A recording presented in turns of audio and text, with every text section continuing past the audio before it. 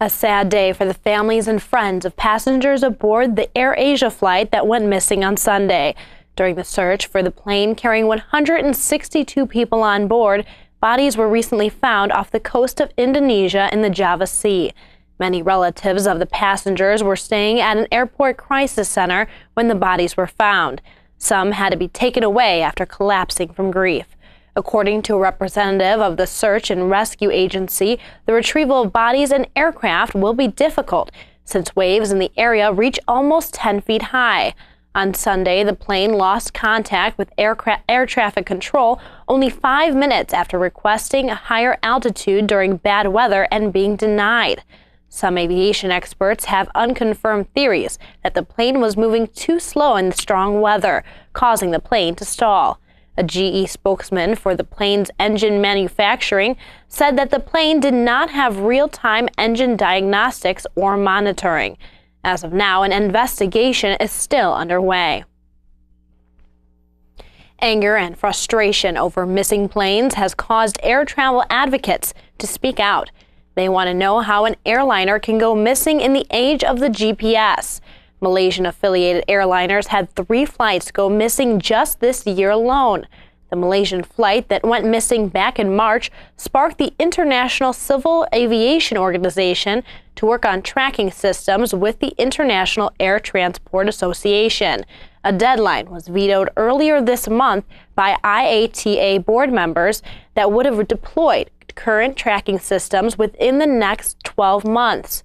Disagreements over costs and timeframes between airliners, government, and regulators have pushed back the much-needed tracking technology updates. A frightening situation off the coast of Greece as a fire broke out on a ferry with over 400 people on board. 10 people have perished due to the incident, and rescuers are still unclear how many more are still missing. A ferry operator said that there had been a total of 478 people on board when the ship left Greece for Croatia, but only 437 people have been accounted for. During the retrieval of the ferry, 2 seamen were killed trying to tow the boat back to shore. Rescue attempts for any more ferry survivors were diverted since helicopters and naval forces were called to a cargo ship in distress nearby. An investigation regarding the fire is still underway. As the economy struggles to stay afloat in Russia, many fear for the worst.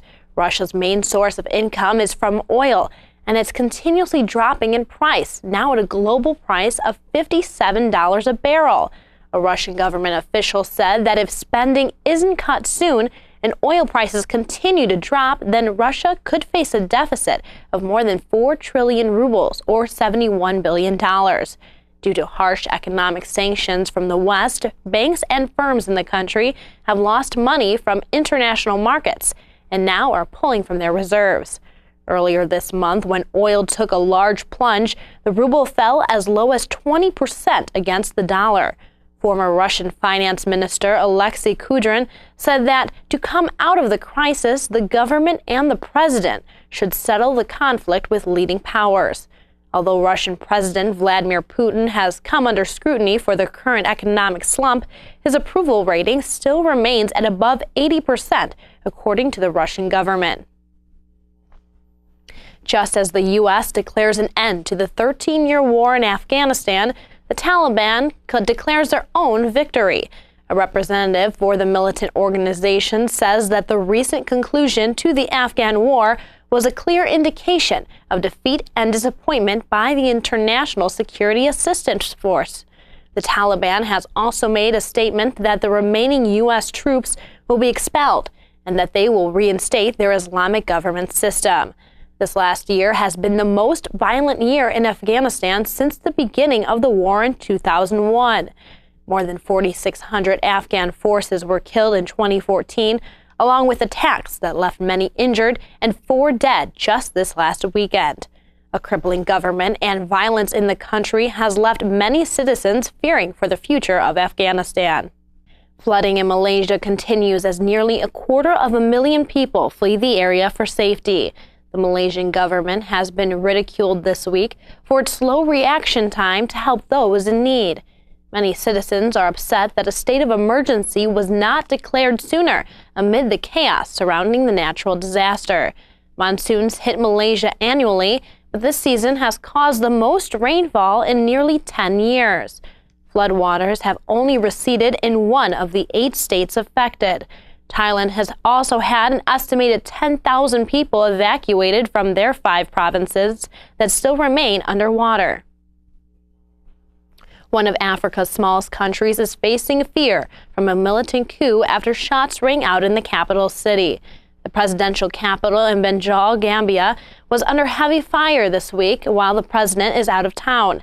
The country, widely known for its peanut exports, has previously been stable under President Yahya Jammeh's 10-year ruling. President Jammeh has been accused of human rights violations in the past and said that he would rule Gambia for 1 billion years.